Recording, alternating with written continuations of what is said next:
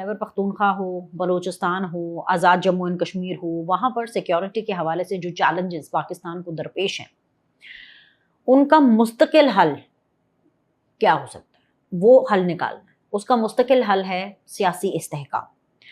وقت کا تقاضا ہے کہ جانے انجانے، یعنی جان بوجھ کر یا انجانے، دشمن کی پراکسیز بننے کے بجائے اپنے سیاسی مفادات کو ایک طرف رکھیں اور مل بیٹھ کر ان پیچیدہ مسائل کو، because when it comes to security, when it comes to national security, اس سے بڑی چیز کوئی اور نہیں ہو سکتی، اس سے سیریس چیز کوئی اور نہیں ہو سکتی۔ تو ان پیچیدہ مسائل کو حل کریں۔ ہماری سیاسی جماعتیں کب اتنا میچور ہوں گی کہ وہ یہ کام کریں؟ وزیر اعلیٰ ہیں پنجاب کی مریم نواز صاحبہ، میں کیا ہی ان کے بارے میں بولوں، جتنا بولوں کم ہے۔ مطلب میں تو کہتی ہوں مریم نواز صاحبہ ایک ہی دل ہے، آپ کتنی بار وہ دل لیں گی؟ اب آپ کہیں گے کہ جی ایسا میں کیوں کہہ رہی ہوں، اچھا جی میں پی ٹی وی میں کام کرتی ہوں، میں پی ٹی وی میں شو کرتی ہوں تو اس وجہ سے میں نہیں۔ وزیر اعلیٰ پنجاب مریم نواز صاحبہ ترقیاتی کاموں میں دن رات مصروف ہیں، اور آج انہوں نے پنجاب کے مزید 5 اضلاع میں گرین الیکٹرک بسز کا افتتاح کیا ہے۔ آج لیا میں، چنیوٹ میں، سیالکوٹ میں، اکاڑا میں، مری میں گرین الیکٹرک بسز کا آغاز کیا گیا ہے۔ وہ اپنے 5 سالہ دور اقتدار میں پورے پنجاب میں الیکٹرک بسز کا جال بچھانا چاہتی ہیں اور کم از کم 5000 الیکٹرک بسز چلانے کا ارادہ رکھتی ہیں۔ اب یہ ہے وہ ایریا جہاں پر تمام جماعتوں کو مقابلہ کرنا چاہیے کہ اگر مریم نواز 5000 الیکٹرک بسیں چلانا چاہتی ہیں تو آپ 6000 بسیں چلا کر دکھائیے۔ جو سندھ ہے وہ 7000 بسیں چلا کر دکھائے، جو خیبر پختونخوا ہے وہ 8000 بسیں چلا کر دکھائے، جو وفاق ہے وہ 10000 بسیں چلا کر دکھائے۔ یہ ہے بیسیکلی وہ ایریا جہاں پر ایک کمپٹیشن ہونا چاہیے، نہ کہ ہر وقت ریاستی مفادات کے خلاف بیان بازی ہوتی رہتی ہے۔ It's a bad word but I have to use it. دوغلی سیاست، یہ وہ دور ہے جس دور میں میں آپ سے مخاطب ہوں، یہ ہے وہ دوغلی سیاست۔ وہ کیا شعر ہے پروین شاکر صاحبہ کا، جنتی ہیں بھائی، پروین شاکر تو ڈیفینیٹلی جنتی ہیں، جو وہ اپنے کلام، اپنے کام کے ذریعے جو وہ چھوڑ گئی ہیں پیچھے، جو لیگیسی چھوڑ کے گئی ہیں۔ تہمت لگا کے ماں کو، تہمت لگا کے ماں پہ جو دشمن سے داد لے، تہمت لگا کے ماں پہ جو دشمن سے داد لے، ایسے سخن فروش کو مر جانا چاہیے۔ ایک دفعہ اور میں ریپیٹ کروں گی کیونکہ مجھے بہت پسند آیا، یہ بالکل بہت ایپٹ ہے جو پاکستان تحریک انصاف پاکستان کے ساتھ کر رہی ہے، جو مولانا فضل الرحمان پاکستان کے ساتھ کر رہے ہیں، اور اب اس میں آپ نام جوڑ لیجئے محمود خان اچکزئی صاحب جو پاکستان کے ساتھ کر رہے ہیں۔ تہمت لگا کے ماں پہ جو دشمن سے داد لے، ایسے سخن فروش کو مر جانا چاہیے۔ جب بات پاکستان پر آئے تو مطلب میری تو سمجھ سے یہ ساری باتیں باہر ہیں کہ ابھی تک مولانا فضل الرحمان کا استعفیٰ آیا کیوں نہیں؟ میں اس بات پر حیران ہوں کہ ابھی تک ان سے استعفے کی مانگ اس طریقے سے کیوں نہیں کی گئی مولانا فضل الرحمان سے کہ ان کو پارلیمان میں اپنا سروائیول مشکل نظر آئے۔ میں صرف اس بیان کی بات نہیں کر رہی کہ تہمت لگا کے ماں پہ جو دشمن سے داد لے، کہ یہ انہوں نے ہماری شہداء پہ تہمت لگائی کہ جی کیا کہ یہ تو پیسے کے لیے، ان کا تو کام ہے، اگر مرتے ہیں تو ہاں تو پیسے بھی تو ملتے ہیں نا، اگر شہید ہوتے ہیں تو اس کو انہوں نے پیسوں کے ساتھ چھوڑا۔ پھر قصور میں کھڑے ہو کر کے جلسے کے اندر پارلیمان کی جو انسلٹ کر رہے ہیں، میں اب کوئی اچھے الفاظ کا چناؤ استعمال کر رہی تھی پارلیمنٹ کے لیے، بیکاز میں as a student of politics میں جمہوریت کی دلدادہ ہوں، جیسی بھی ہو جمہوریت، رہی صحیح جیسی بھی ہو، جمہوریت آمریت سے پھر بھی 1000 درجہ بہتر ہے، کمزور جمہوریت بھی آمریت سے 1000 درجہ بہتر ہے، ٹوٹی لنگڑی للی جمہوریت بھی جو ہے وہ آمریت سے 1000 درجہ بہتر ہے۔ میں تو جمہوریت کی دلدادہ ہوں، اور یہ اسی جمہوری پروسیس کا جو ایک بہت بڑا ستون ہے جس کا نام ہے پارلیمان، اس پارلیمان کو بے توقیر کرتے ہیں، اس پارلیمان کی بےزتی کرتے ہیں، اس پارلیمان کو رتی بھر عزت ہے۔ مجھے تو یہ سمجھ نہیں آتی کہ ایسے کون لوگ ہیں، اچھا خیر ایسے لوگ ہیں، یہ مولانا جیسے لوگ ہیں جو کہ اپنی ورک پلیس پر جہاں سے کھاتے ہیں، جس تھالی میں کھاتے ہیں اسی میں چھید کرتے ہیں، پارلیمان سے کماتے ہیں، وہیں سے 5 6 7 پتہ نہیں کتنی لاکھ ان کی تنخواہ ہے، ان کے بیٹے کی، اور اسی پارلیمان کو گالی دیتے ہیں۔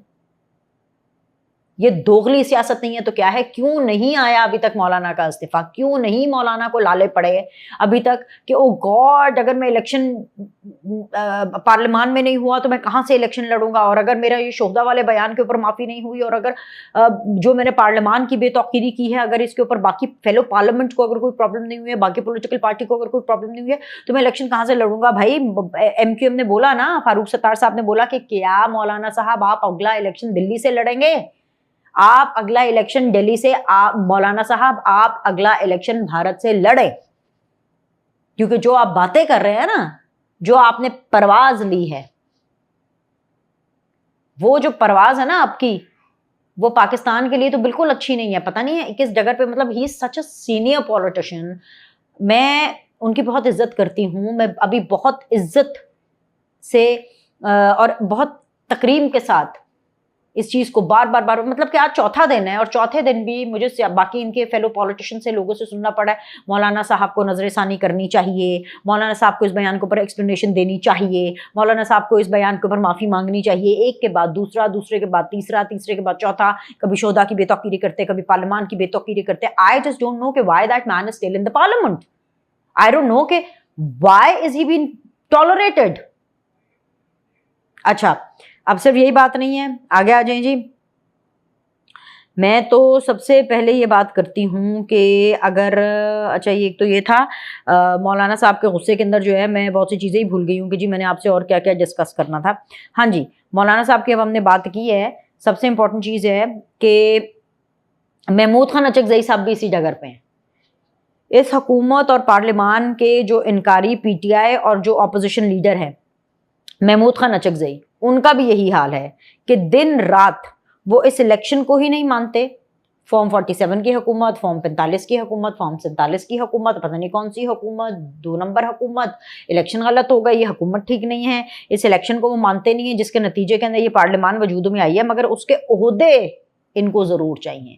محمود خان اچکزئی صاحب ان الیکشنز کو نہیں مانتے جس کے نتیجے میں یہ پارلیمنٹ بنی، جس کے نتیجے میں یہ پارلیمان بنی، جس پارلیمان کے وہ اپوزیشن لیڈر ہیں وہ ان الیکشنز کو نہیں مانتے، لیکن اپوزیشن لیڈر ہونے کا جو عہدہ ہے وہ ضرور رکھنا چاہتے ہیں. تنخواہیں اور مرات اور سرکاری گھر یہ ضرور چاہتے ہیں. مجھے تو سمجھ نہیں آتی کہ یہ کس طرح کی سیاست ہے. سب سے امپورٹنٹ چیز پی ٹی آئی کی، پی ٹی آئی والے پچھلے 11 مہینے سے کیا کر رہے ہیں؟ پی ٹی آئی والے اپنے لیڈر کے حکم پر، عمران خان کے حکم پر قومی اسمبلی اور سینیٹ کی قائمہ کمیٹی سے استعفے دے چکے ہیں. وہ مستعفی ہیں، لیکن مستعفی ہونے کے باوجود پاکستان تحریک انصاف کے جو ارکان اسمبلی ہیں وہ پچھلے 11 مہینے کتنے، 1 نہیں 2 نہیں 3 نہیں 4 نہیں 5 نہیں 6 نہیں 7 8 9 10 11، 1 مہینہ اور ایڈ ہوگا، پورا 1 سال ہو جائے گا، 12 مہینے بن جائیں گے. پچھلے 11 ماہ گزر جانے کے باوجود ابھی تک سرکاری گاڑیاں اور مرات لے رہے ہیں، انہوں نے واپس نہیں کی. یہ وہ انتہائی قسم کی 2 نمبری ہے. اور پھر اس کے اوپر ایک اور شعر یاد آیا ہے، اے طائر لاہوتی اس رزق سے موت اچھی جس رزق سے آتی ہو پرواز میں کوتاہی. او بھائی کہیں پہ تو اصولوں پہ ڈٹ جاؤ. لیڈر کے کہنے کے اوپر اگر استعفے دیے تھے قائمہ کمیٹی سے تو اتنی ہمت اور اتنا گردہ، اتنا تپڑ بھی رکھو نا کہ وہ مرات اور وہ جو پاکس آپ کو ملتا ہے وہ بھی تو واپس کرو نا. مطلب اتنے تھوڑے میں ہیں. حالات یہ ہیں کہ ہماری جو سیاسی جماعتیں ہیں ان کی سنجیدگی کا عالم یہ ہے کہ وزیر اعظم کی جانب سے بارہا charter of democracy, charter of economy یعنی میثاق معیشت، میثاق جمہوریت، اس کی دعوت دی جانے کے باوجود ابھی تک اس معاملے میں کوئی خاطر خواہ پیش رفت سامنے نہیں آئی ہے. مذاکرات کے لیے کبھی وینیو آڑے آ جاتا ہے اور کبھی مختلف گروہوں میں بٹی جو اپوزیشن ہے اس میں فیصلہ سازی کی کمی ہو جاتی ہے. بات بگاڑ دیتی ہے کہ ہم نے پرائم منسٹر ہاؤس میں نہیں ملنا، ہم نے ملنا ہے جی کانسٹیٹیوشن روم میں، جو کہ پارلیمان کا ایک حصہ ہے. اسی پارلیمنٹ جس کو پی ٹی آئی والے محمود خان اچکزئی صاحب، مولانا فضل الرحمان صاحب ہر دفعہ گالی دے رہے ہیں. مطلب محمود خان اچکزئی کی خیر میں ایک بات بھول گئی ان کے بارے میں بتانا جوش خطابت کے اندر، کہ وہ جی پتہ نہیں کون کون سے ملک تھے، ان کو پتہ نہیں کیا کیا کہہ رہے ہیں جی، امریکہ، چین، فرانس اور برطانیہ کو مخاطب کر کے کہے کہ جی اس حکومت سے کوئی معاہدہ نہ کرے، اگر آپ نے معاہدہ کرنا ہے تو ڈائریکٹ عوام کے ساتھ معاہدہ کرے. اب یہ کیسا بیان ہے بھائی؟ میں تو حیران پریشان ہوں محمود خان اچکزئی کی ان بیانات سے، تو یہ واپس جو بات ہو رہی ہے مذاکرات کے حوالے سے، اب اس کی وینیو، اب یہ نہیں وہ نہیں فلانا نہیں، چلو جی جو اسپیکر کا چیمبر ہے یا اسپیکر کا آفس ہے، اسپیکر کا جو آفس ہے اس پر فریقین نے حامی بھری ہے، مگر اب یہ ملاقات کب ہونی ہے کچھ پتہ نہیں ہے۔ اچھا، آج میرے شو کے اندر آئے ہوئے تھے نیاز اللہ نیازی صاحب، پاکستان تحریک انصاف کے، ٹھیک ہے، وہ نیاز اللہ نیازی صاحب آئے ہوئے تھے، اور نیاز اللہ نیازی صاحب جو ہیں وہ بول رہے تھے، نیاز اللہ نیاز صاحب کہ جی مذاکرات ہوں، کشمیر پہ بات ہو، بلوچستان پہ بات ہو، یا وٹ ایور کوئی بھی بات ہو، جب تک ہماری ملاقات نہیں ہو جاتی عمران خان کی، ہم اس کے بغیر کوئی فیصلہ نہیں کر سکتے، کہ بات پھر ملاقات سے ہی شروع ہونی ہے اور ملاقات پہ ہی ختم ہو جانی ہے، ایک فرد واحد سے شروع ہونی ہے، فرد واحد پر ختم ہو جانی ہے۔ تو یہ ان کی سنجیدگی کا عالم ہے۔